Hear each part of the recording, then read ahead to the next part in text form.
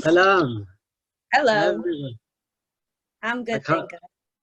Great. La bracha. Viva la. I actually can't see most people. So we're just going to start now, everybody. Beautiful. She's beautiful too. So this is what we're doing. We're starting our Sunday mornings or Sunday afternoons or wherever you are in the world, trying to get ourselves in the right frame of mind. That's what we're doing here. And as we've been saying all along, it's our mind that dictates our reality. That's it. Our mind dictates our reality. And it's a muscle like any other muscle. So you have arm muscles. If you don't use your muscles, they become weak. They become weak and fade away and waste away. And your mind's no different to that. Now, you have some things that just automatically happen, like your heart is beating. You're not beating your heart's beating, your digestive system is digesting. So that's happening whether you like it or not. It's always happening, and when you're asleep it's happening. And there are some things that are completely voluntary. Those things are involuntary, they just happen. Then there's some things that you have to choose to do, like walking. You very rarely, unless you sleepwalk, you never involuntarily start walking. Walking is a choice you make, and then you walk. And then when you stop thinking about walking, you stop walking. Now, there are two things that come in between these, and you have two things that are either voluntary or involuntary. And that is your breath and your mind, your breath and your thoughts. So these things either happen without you doing anything, or you consciously choose to do them. So one of them, your breath, it doesn't really matter if it just happens without you thinking about it, because it's keeping you alive, and it's very important to have that. It's your vitality system. But it's a very good tool to once in a while focus on your breath, because your breath can very much control your mood. Your breath can very much control your state of mind. And people say, if you're going to get angry, take a deep breath and count to 10. Or if you need to center yourself, you take a deep breath. So you can control your breathing in order to control your mind and your emotions. But if you don't control it, it will go and it will be fine. Your thoughts, on the other hand, if you just let them go and they're just happening, usually, unfortunately, they don't take you necessarily to the best place you want to be. They're not natural. Your thoughts, funnily enough, are not naturally uplifting and connected and joyful. So what we have to do is we have to learn to train our minds. And we have very many different methods of doing this. And so Jewish meditation, and I guess all meditation, Jewish meditation is really the art of training your mind so that rather than it just involuntarily just going, you are choosing where it goes, how it goes. We're trying to refine our thoughts, clarify our thoughts, and have more elevated thinking, more refined thinking, just like you'd go to the gym and you train your body so your body gets stronger and it works better and is more refined and is ripped.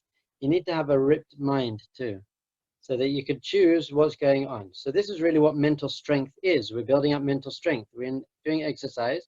And mental strength means I start getting to choose what's going on in there. And we've said this many times, that it's very important to do this because your thoughts create your emotions. So if they're just left to go where they want to, you're just a victim to whatever's happening around you. And life can be very challenging. And it's like treading water. And waves are coming, and you could drown in the waves, and you got this pressure, and we got all stuff coming at us the whole time. It gets very tiring. And so we watch TV to take our minds off things, which means to take our minds off our mind. And so we're saying, no, don't do that. Don't run away. Just come and sit on the beach. You've been treading water all day. So now take 10 minutes to sit on the beach. So when you're doing this at the end of the day, that's what it is. It's kind of, well, like get out of the water like a dog, like shake off Shake off the day and breathe. Now, at the beginning of the day, we're sitting on the beach, and Judaism teaches that you're not meant to stay on the beach all day. Other religious paths that I've trodden say just get into the temple, get into the cave, and sit on the beach. Judaism says no, come onto the beach so that you can look at the waves, so that you can look at your life, so you can look at all the pressures. I know I'm going to go to work, and I know that person annoys me, and I know I've got this issue, but I'm now on the beach. Rather than drowning in all those thoughts and those issues, I've separated myself somewhat, and now I can look at them and watch them, and then I can go back into them, but now I can surf a little bit. I've now watched the waves, and I've watched the currents, and now I've seen, and I've built up energy, and I'm going to surf the waves. I'm going to surf my life. So that's what we're going to do today. As usual, I'm going to just do a brief meditation now. And today's meditation is really going to be this. First, we're going to relax ourselves. And the way we relax ourselves at first is just to sit up straight and just stretch a little bit. Just get your body, your physiology is very important. So just like you're on the aeroplane, we're doing our aeroplane stretching. And you know what I'm going to do today? Normally what I do is I lead you in a stretch. And I say shoulders and neck and all that. Today, I'm not going to do that. What I want you to do is take 30 to 40 seconds and do what you feel you need to do. Because I want you to be able to tune into your own body and say, well, I'm actually feeling I feel a bit of pressure here, and I'm feeling a little stretch here. So take 30, 40 seconds to do your own stretch.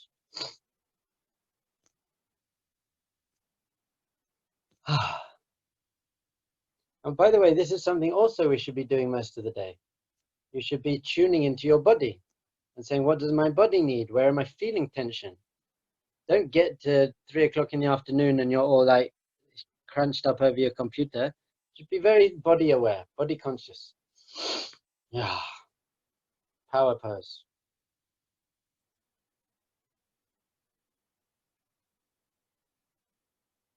All right.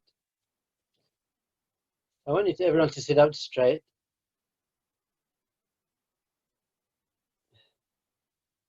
Yeah. Sure. So, okay, everyone sit up straight. And gently close your eyes. And the reason we close our eyes and the reason that closing their eyes feels uncomfortable to some people, is that it helps us turn inwards. We're less focused on the external world and we have less sensory stimulation. And it helps us turn inwards a bit. And just sitting up straight, and I want you to take a few very deep breaths through your nose.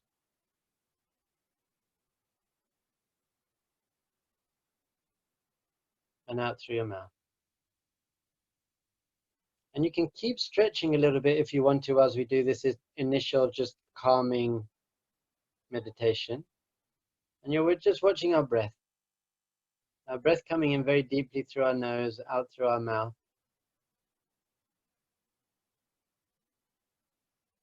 When you breathe out, I want you to just feel that you're letting go.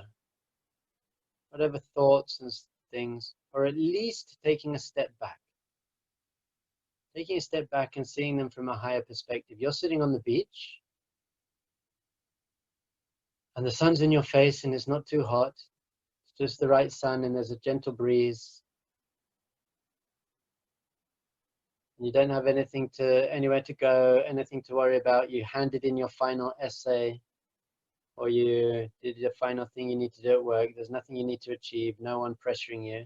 You're sitting on the beach. Birds singing.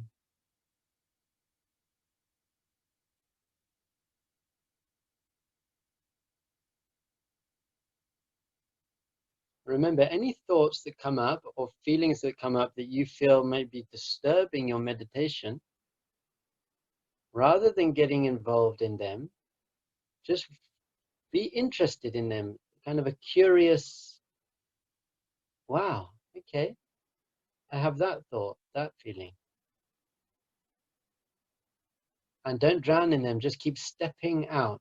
Whenever you feel that your mind is running and moving around in all directions, just step out of the water, step out of the sea, shake yourself off like a dog, and then just sit on the beach, breathing, gently feeling the breeze in your face.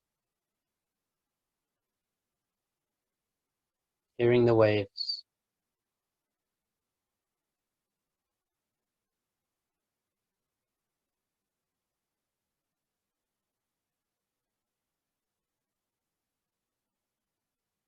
And not trying too hard. Thoughts are like waves in that they come and then without forcing them, they go. You don't need to push the waves back into the ocean. Naturally, every wave that comes, it then goes. So too, every thought that comes, as long as you don't try and hang on to it, it's going to go.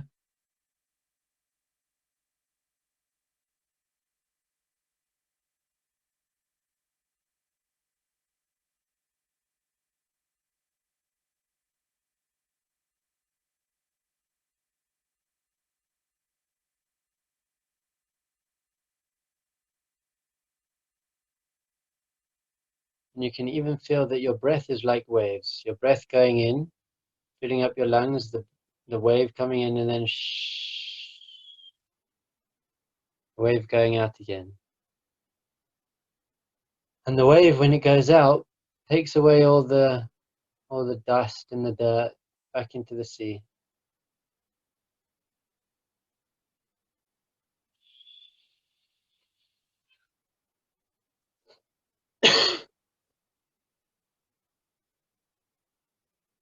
Now I want you to, when you breathe in very deeply, filling up your lungs, when you breathe out, make a shushing sound.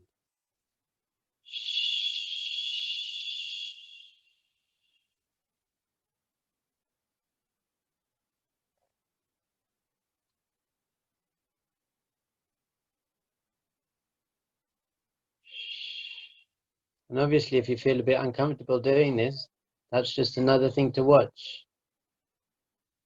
And keep shh. So now we just got 2 more minutes. I want you to now, sitting on the beach, think a little bit about your day. Some things that you want to do to nurture yourself, or some challenges that you think might come. And see yourself dealing with that challenge in a very calm way.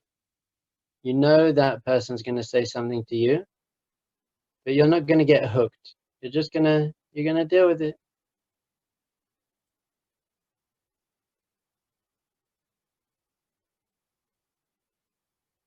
You know that emotion is going to come.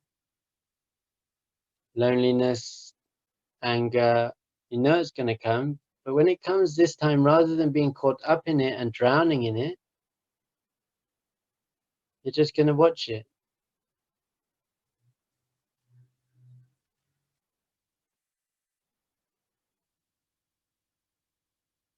So this way we're setting our kavana, we're setting a direction, our intention for the day. When the waves are splashing over me, rather than struggling to survive and hang on and fight back, I'm just going to go and sit on the beach in my mind and just watch it. And choose to approach it from a place of calmness.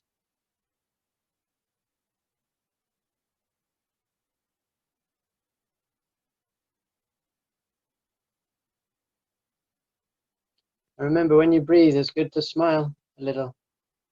Breathe and smile. So everything's okay.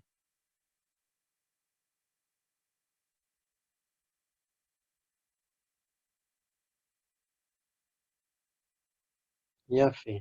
Okay, so this is a really an intention you can have every morning. Sit at the beginning of the day. Bring yourself into a state of peace, of calm.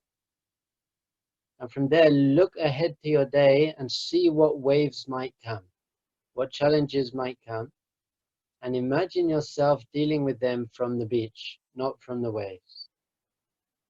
And being calm and watching them and not drowning in them. And if you go into this with this kavana, it's very much easier when that challenge comes. Okay. Good luck. Have a sweet week.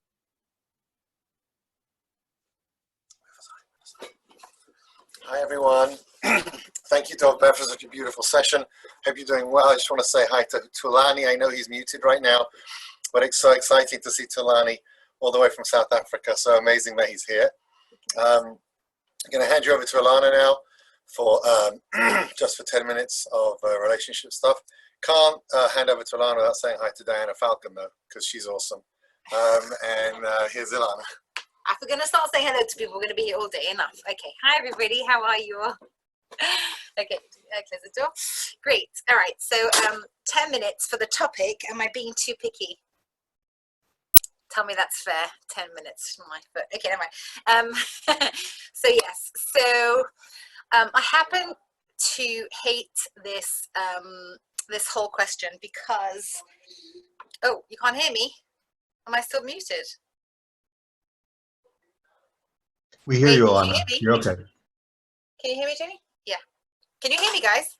You can hear me, right? Because I saw you smiling. Okay, great. Yeah, we hear you. Okay, great. Because, you know, very often this is a question that's coming from a lot of pressure from the outside.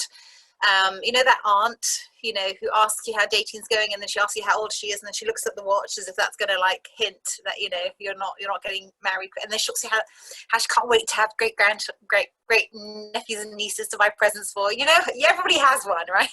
I want to say we've all got the same name, but okay. So there's a lot of pressure on this from this question, and at the same time, there is a reality to what it means to be too picky that we're going to try and define so that we can actually get out of the traps that we may have fallen into.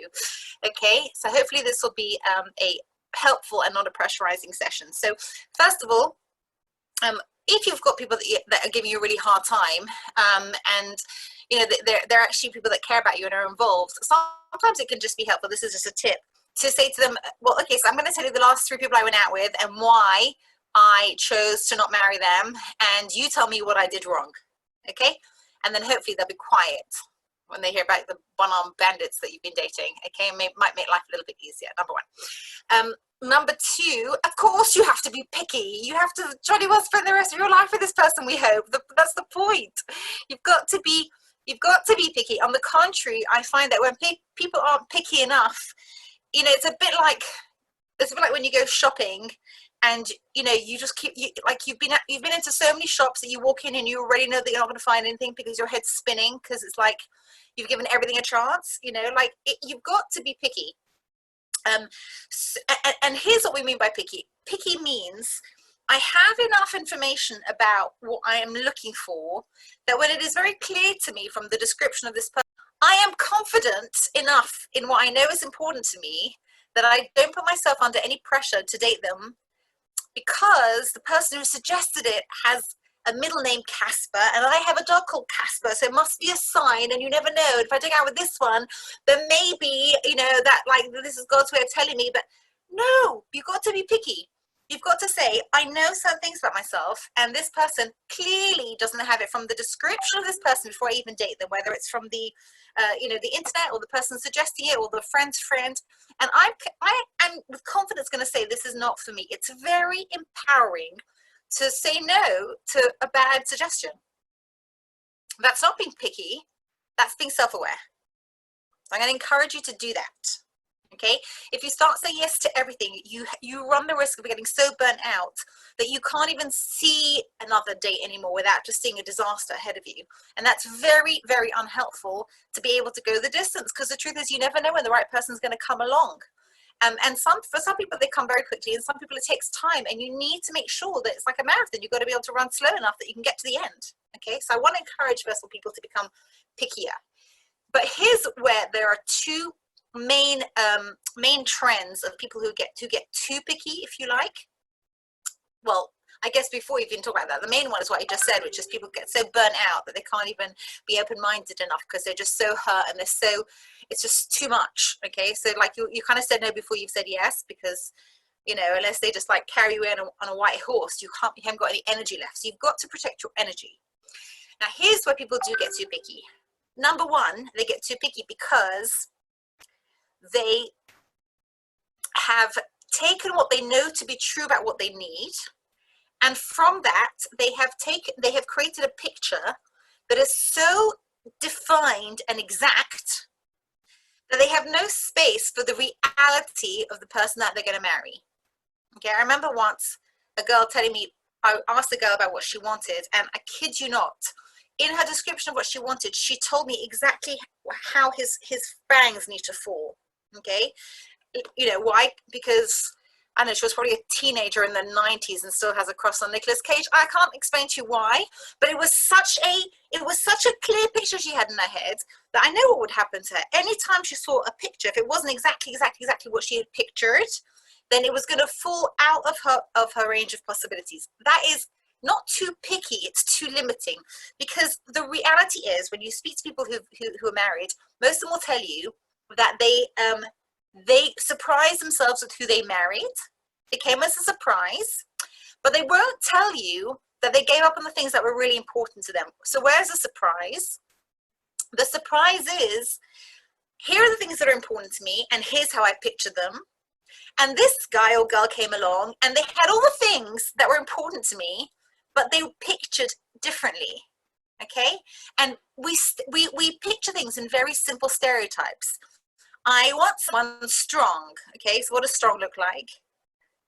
He-Man, yeah? And then I meet someone who's like kind of slim and slight, but they're super strong because they know what they care about and they're passionate about it. And I'm taken by surprise. So it's not about throwing out what you know to be true. You must stick to what you know to be true about what you need, and you should feel free to say no to people who don't fit that bill.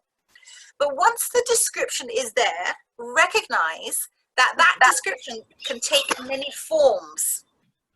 And the form, you've only pictured one form because that's where your imagination goes. But the description of what you need can take many forms, and it's in the area of the final picture that you must be open to being surprised. So one area of pickiness is when we stick to a picture that's so tightly descriptive that there's no room for, oh, you know, it's a 4-bedroom house with a beautiful view and a garden. You know, there's 20 of those. Okay, so don't buy a 2-bedroom house with no view, no garden. If you want that, stick to it. But don't decide what color the living room is going to be yet. That's the stuff that people get tripped up on. Yeah, you hearing me? I'm going through this very quickly. I have to take more time on this, but you've got Thulani coming ahead, and I don't want to take a second away from that exciting speech that you're going to have from Thulani. Okay, the other mistake that people make in terms of being too picky is where they haven't identified that they are really not ready to make the switch to I want to give. And the switch that they are still in is I want to be given to. Now, when you're in I want to give switch, you are in commitment switch, okay? Because giving and commitment kind of come hand in hand. When we're not in commitment switch, we are in I want to be given to, I want the world to give to me. The idea of being limited to one relationship means I'm not going to receive enough. It's too scary a thought. And therefore, what I'm doing is I'm actually putting myself off the possibility of being stuck to one relationship, because there's a part of me that doesn't want to cut off the options of all those other relationships. Okay, people might call that commitment phobia. They might not. Do not assume that you have commitment phobia because you're not committing to the wrong person. You know you have commitment phobia if you have found exactly what you want and you want it, but you can't bring yourself to cut off the other options. That's a real issue. And if you know you have it, then it's important to deal with it. And there are ways to deal with it. But if you are looking at someone and there is a part of you that knows it's wrong and you say, I don't want this, that's not commitment phobia. That's you trusting your intuition that you don't want to spend your life with this person. That's important. So don't get bullied just because time is ticking on to say yes to the wrong person or to say yes to everyone.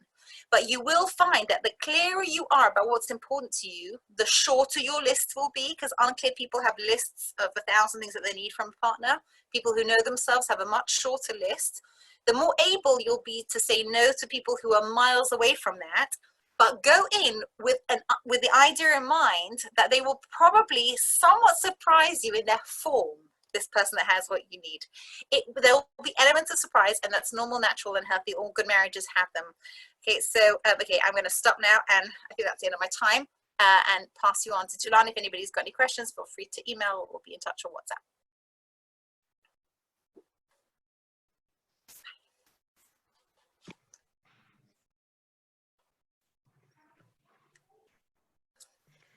James? It's invited now. Sorry, okay, it's invited now. Fine. Does he know? Yes. Sorry. Hi, everyone. Sorry. No problem at all. Great to see everyone. Michael, especially you. I like the, looks good. Looks good. Welcome to the club. I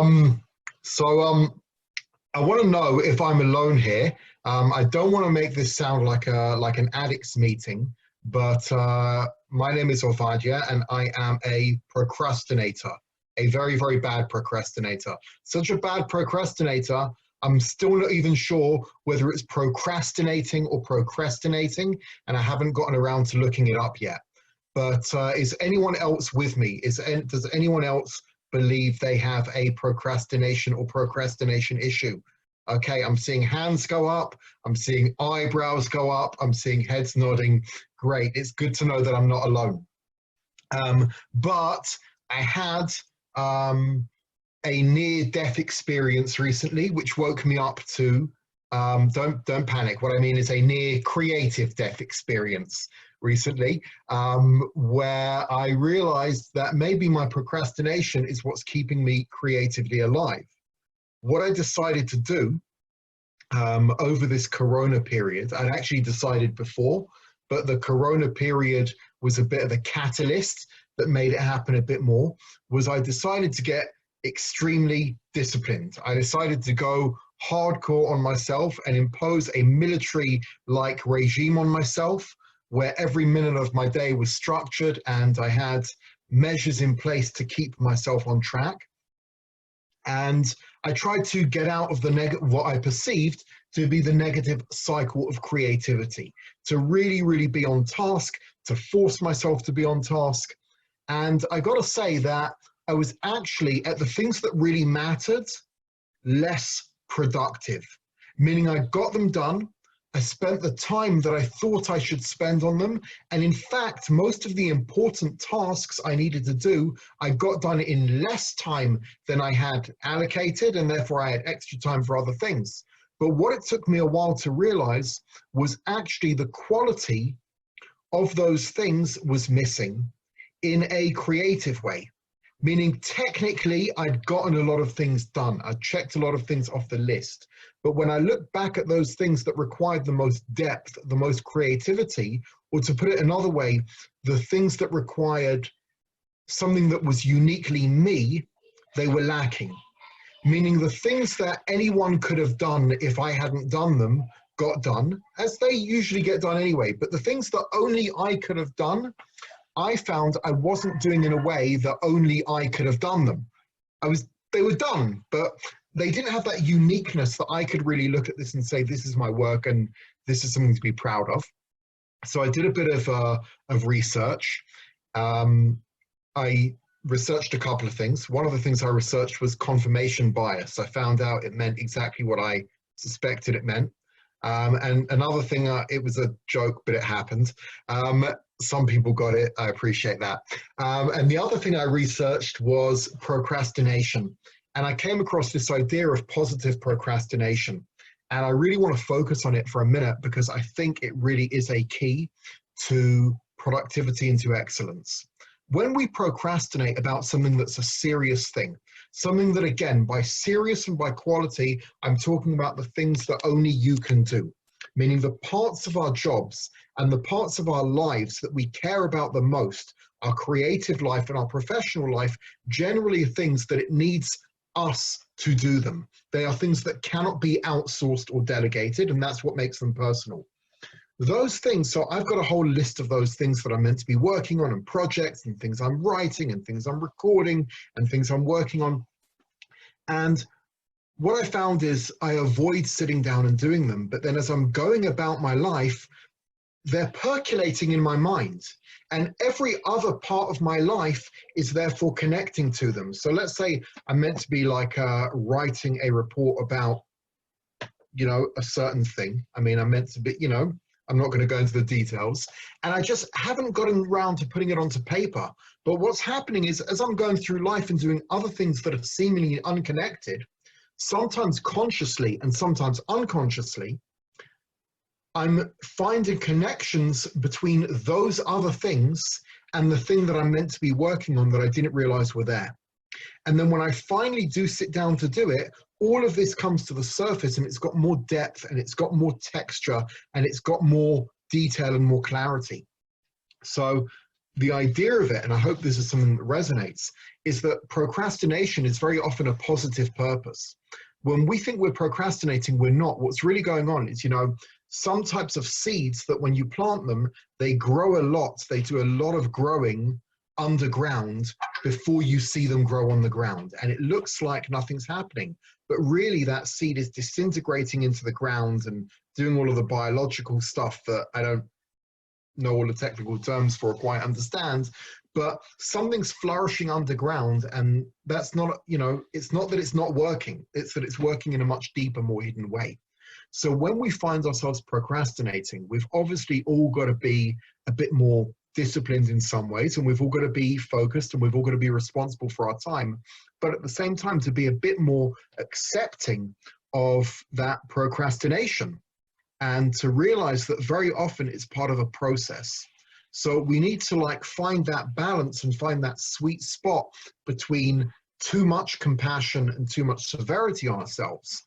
But intuitively, once we know that the procrastination can be a part of the creative process and can be a positive thing, it can really push us, you know, that acceptance and giving ourselves that space to just do it when it feels right. And then all just let it flow organically can be a great thing and can be a really powerful thing. So next time we find ourselves procrastinating and just not getting down to something, just appreciate that maybe what we're meant to be doing is finding connections. Maybe just walking around and like buying a coffee, buying an ice cream, paying your electric bill, talking to a neighbor with a mask on from 2 meters away, which I did yesterday for the first time in a few weeks, and it was lovely. That is in some way contributing to that process, that everything we go through, meaning those interactions, are deepening our humanity in some way.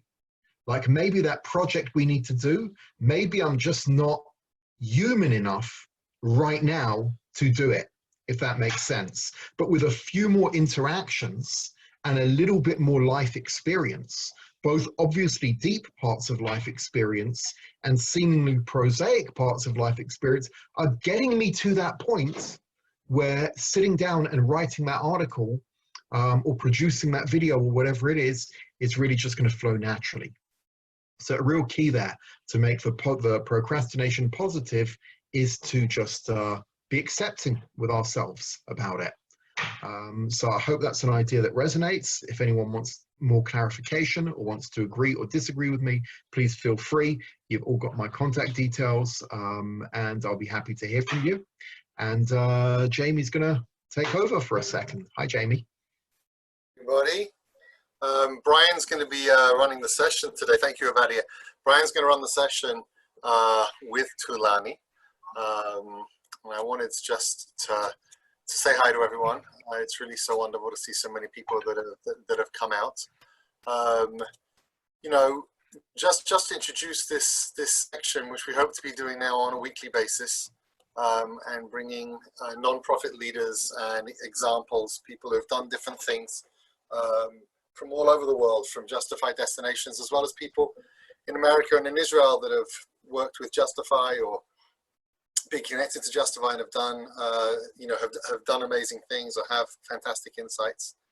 But you know, the miracle of the experience of anyone who travels to one of these types of places with Justifi, with other organizations on their own, is that we're attracted to these types of travel experiences. Of course, we want to travel, you know, of course, but also because we want to make a difference.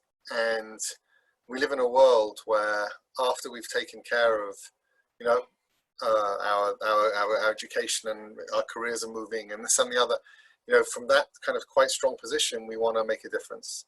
And it's always just so inspiring and amazing to go into these environments and meet other human beings who have chosen to kind of really undertake to solve problems in their home environments, often with tremendous self-sacrifice, really spending their days and their lives involved in problems that are backbreaking, you know, challenges that are just so overwhelming and so scary and so uncomfortable,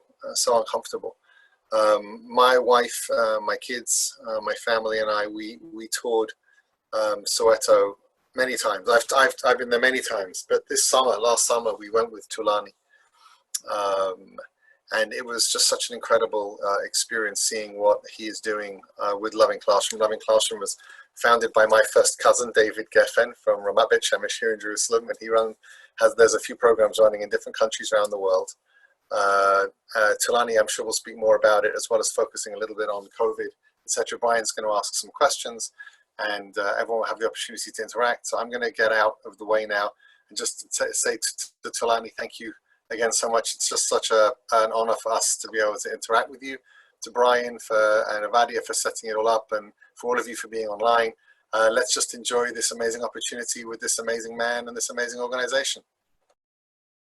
Great, thank you, Jamie. That was a great segue. I'm so happy to have Thulani Makhoba here with us today, connecting in from Soweto, South Africa.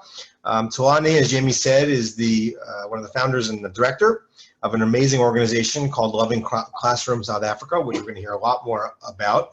Thulani originally is from Soweto, spent most of his life there, although has traveled and had a number of experiences working in a variety of communities, not only in South Africa, but also in Zimbabwe, did a stint in London, and is really able to take a lot of what he's learned over his years and bring them back to his community and make a big difference to people where a big difference is definitely needed. Has a number of degrees and certifications from various schools, which maybe we'll hear a little bit about. But I really want to jump right in. We're going to unmute Thulani here, and Thulani, why don't you lead us off and tell us a little bit about Loving Classroom. What does it do? Who do you work with? What's the story? And tell us what we should know. Thank you very much. Hello, everyone. I'm very honored to be invited here. Loving Classroom, it's a program that works with schools. Our aim is to make sure that relationship education becomes part of the curriculum in each and every country of the world. Here in South Africa, we work with a province called Gauteng, where we train teachers to cultivate relationship education in their schools. Our program is built on a foundation of 8 virtues, which are compassion, listening, kindness, gratitude, love, care, and friendship.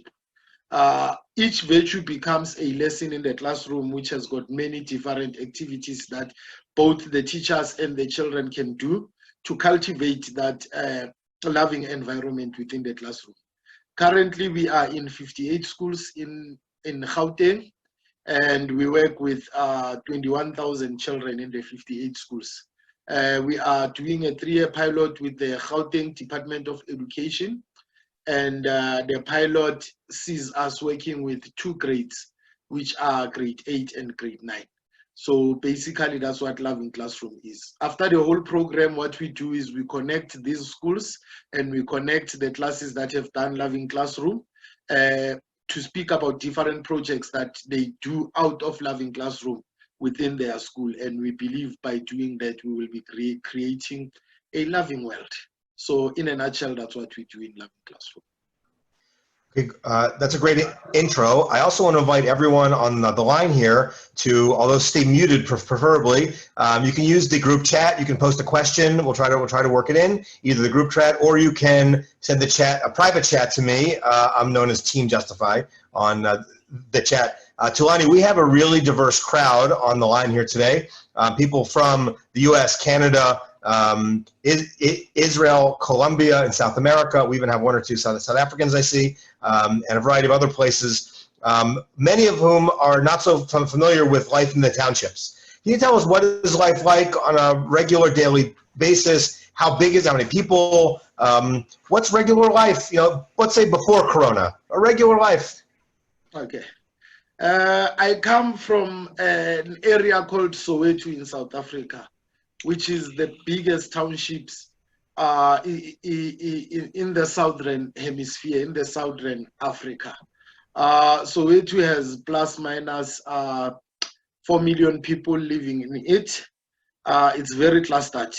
Life in Soweto, regular life for kids, they wake up, they go to school, come back, go on with their daily chores, and then after that, they go outside and they play in the streets. For adults who are working, same thing, go to work, come back, do their chores in the house and make sure that things go okay. But I have to say, because of the economy of South Africa, up to 70% of people in Soweto are unemployed. So on a regular day in Soweto, you'll find people on the streets every day, young, old, very old, just trying to survive, trying to get by. And yeah, that's the typical life that we are faced with. And because of such high volumes of unemployment in Soweto, crime is very high, where you find people resort to crime to try and survive, which is wrong, but that's the reality of life that we are faced with in Soweto. So that was regular life before COVID-19 hit us. And life now that Corona hit us, currently we are on lockdown. There are many restrictions that I'm not gonna go into. Schools are completely shut down, so children are not going to schools. And sometimes life, it's very hard for those children, most of those children, because most of them, the only meal that they get, it's a meal that they get at school, because almost all the government school have got a meal program, which is called a feeding scheme. Now, since they are not going to school, they can't get that meal.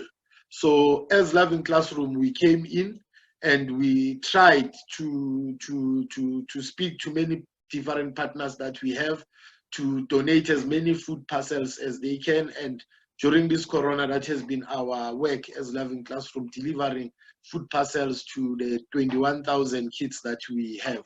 Unfortunately, we have only reached up to 1,000 by now, but we hope and we believe that more charitable gestures will come and we will reach as many children as we can. Another challenge that is faced with this lockdown is that 75% of the economy of South Africa is an informal economy, where you find people are selling vegetables or they are selling fruits in a street corner.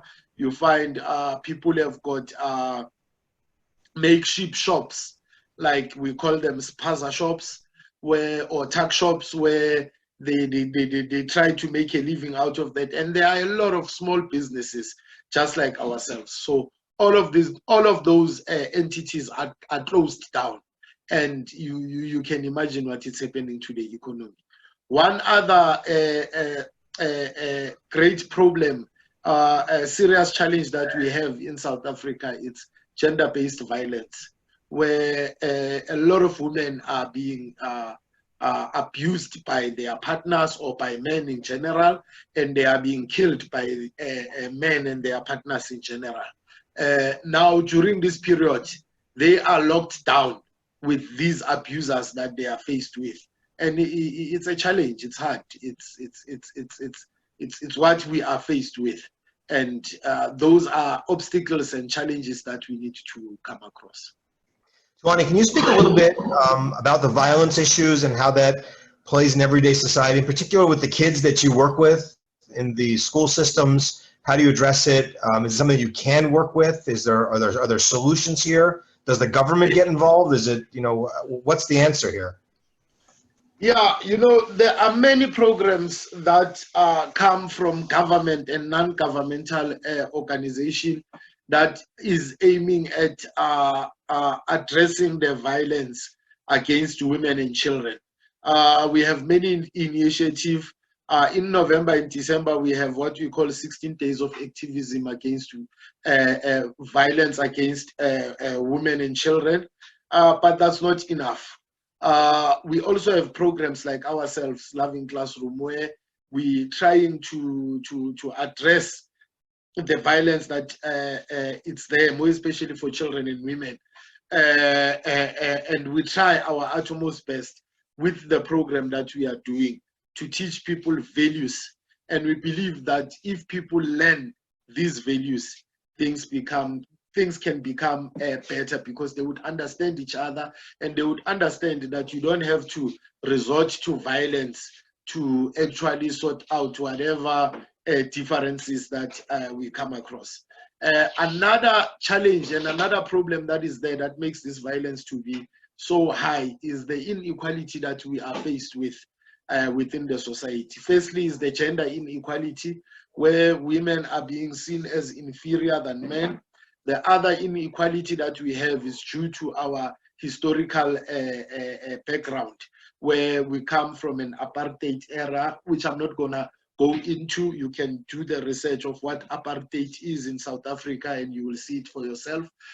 So it becomes difficult to take out a person who is being abused from an abuser, because you might find that the abuser is the only person that is able to provide for this abuser, be it a child or a woman. A child, in a sense that we have many orphans in South Africa, and most of the people that are abusing them, it's either their uncles or aunts. They are the people who are providing for them as well.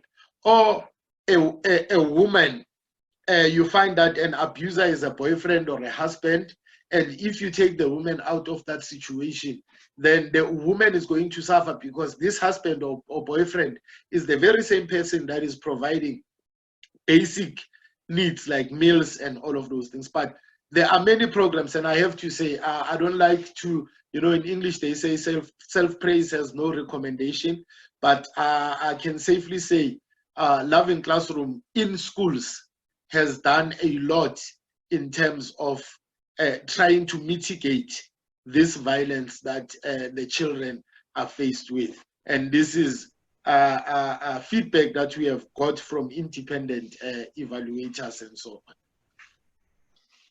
In terms of Corona, which is obviously something that everyone here is dealing with in their own ways in their own countries, you mentioned before the aspects of the lockdown, but can you share a little bit about what's the feeling of people on the streets in your community? Are they scared? Are they worried about the health issues, the financial issues, the loneliness? Do they feel like the government is responsible? Is there health care? Do you have access to testing? What's going on for regular people in terms of Corona today?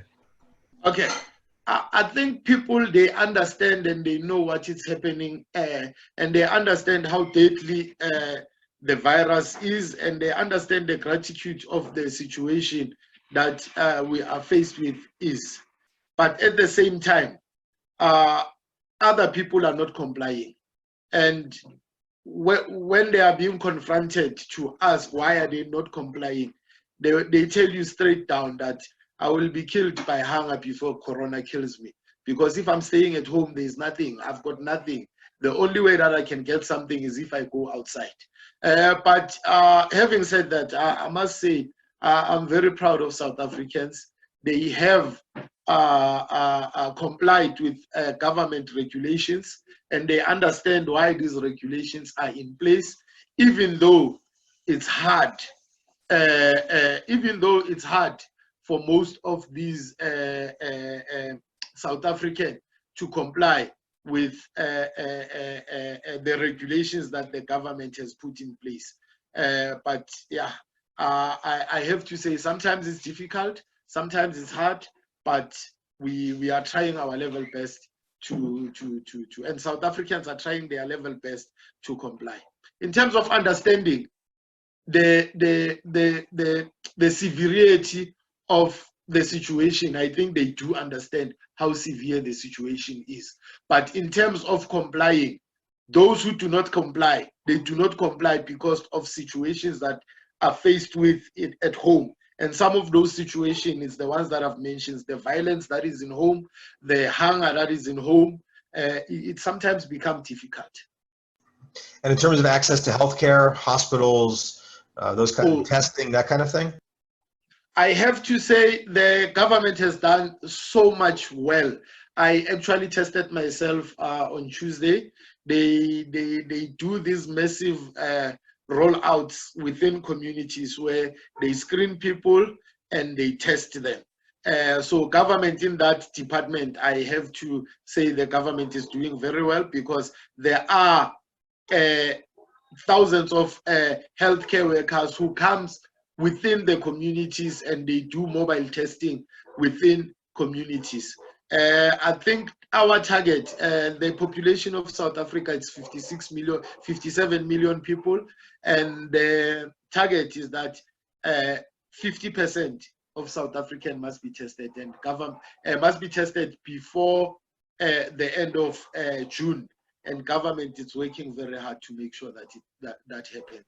And people who are sick, if you are sick, there are quarantine areas where they take you and they take you to those areas, and hospitals where they give you health care.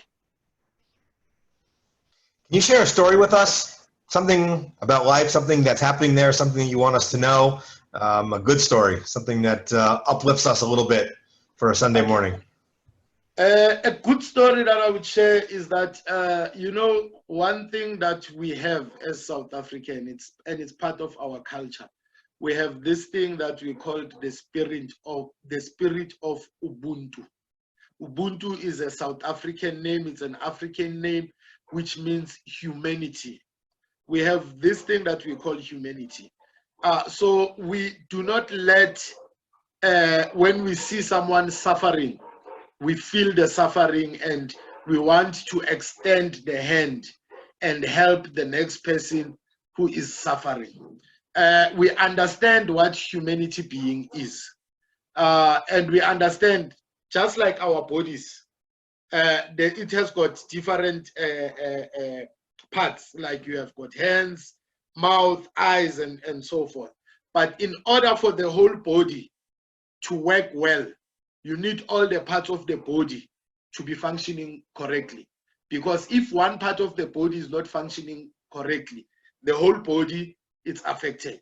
If you get hurt on your leg, for an example, your whole body, your mind, your entire body is not okay because of that. So in the spirit of humanity, I think we understand that seeing someone else suffering and understanding the suffering of the next person, it's important to make sure that you help that person, because that person is part of the humanity being that we are. We are all connected by this humanity being. And South Africans, when it comes to that, I think they are very wonderful to try to stretch that helping hand and help each other. And I think I will leave you guys with that, to say, from today onwards, let's try to understand what humanity being is, and understanding that if the next person is hurt, that next person is part of our humanity being body. And helping that person is helping ourselves. And helping ourselves is making sure that humanity being prosper and becomes good. Thulani, thank you. I think it's a really beautiful message and very practical for all of us. I want to thank you. I see Jamie just chimed in here. He wants to add something, so I'll let Jamie jump in. Brian, please finish up, and then I just want to speak to the group for a couple of moments. Yeah, I just want to say thank you, Thulani. You know, we're looking forward, Justifi is really looking forward to the world opening back up. We're looking forward to coming and visiting you. We're hopefully planning on running some trips to South Africa in December, January, assuming it's safe and healthy and practical for all of us. Obviously, everyone on the line and all of your friends are invited to come and join us for our next trip. And we'd love to come and see you personally, see your family, and see the loving classroom, and seeing all the great work that you are doing. Thank you so much for taking your Sunday afternoon to come and speak with our group. We're so very appreciative. You should be healthy and well, and look forward to seeing you in person soon. Thank you very much. Thank you very much for inviting me and for sharing. 10 minutes is not enough. It's not too much time, but I hope you got an understanding of what is happening here in South Africa. And we're looking forward to hosting you guys. We were waiting for you last year. You did not come, but hopefully after everything is over, we will welcome you with very open arms. Thank you. I'd just like to ask everyone, if you're able to, could you switch on your cameras just so we can send love to Thulani? Is that possible? If you can, only if you can. I understand if people don't want to. But I think it's just such a wonderful opportunity. Thulani, there's people here from all over the world who've got up early in the morning in America and all over the world, from South Africa even, neighbors, close neighbors. And we just all want to send, love. And wish you strength. You know, we're dealing in most of our countries with people finding it hard to keep the restrictions of Corona because they want to go out and exercise, because they want to walk their dogs, because it's hard to be inside the whole time. They've only got Netflix and unlimited internet and Spotify, and it gets a bit boring and there's something right. And to hear about a community of millions of people who have got to go out because of the hunger is just so powerful. It's so powerful, and what I want to say to our community, if you guys will bear with me just one moment, you know, when Dov Bear does meditation, we didn't have time, we started a bit late, but when I try to speak to everyone about how thought works and how calm works, what we're really trying to share is that when you calm down the noise, there's just things in life that are just more important. There are just things in life they're just more important. They're more important. Who you really are, who you can really be, how you can really lead, to live a life of full heart and care. It's more important. And there's just too much noise. There's too much noise. And we're focused in less fundamental areas than we can be. And I don't want to say that we should be, because everyone has their own journey. I don't mean it that way. But I just hope that all of the sessions up until now, and so many of the other things that you guys are all involved in your life, and this whole Corona experience, Thulani today, please God, we're going to have other amazing speakers every week now. But I just want everyone to calm down their thoughts and try and listen to a deeper inner voice about what life is really about, and what meaning is really about. And how powerful we really are to truly change the world, to truly make a difference, to bring other people on an experience like this, you know, like the Justifi Power Hour or a Justifi Trip or something else in your own communities, just reaching out, just listening to our hearts and truly caring to be part of the humanity, you know, the broader humanity, to notice the noise outside of ourselves. And be there as a support and a love for everyone that we see. So Thulani, thank you for your example. Brian, thank you. And Ravadia, thank you for arranging. To everyone here, thank you for coming along. Let's calm down our thoughts, worry a little less about ourselves, think a little bit more about what we can do to really be ourselves, which is connected to all of humanity. Have an amazing week, everyone. Thank you for being with us. Come back next week. We'll see you soon. And love to Thulani. Love to Thulani. Love to Thulani. Thank you. Can someone take a screenshot of this screen for me, please? It's all recorded and we'll send it straight to you. Don't worry. Thank you very much. Thank you very much. Bye, everyone. Lots of love. Thank you, Thulani. Bye.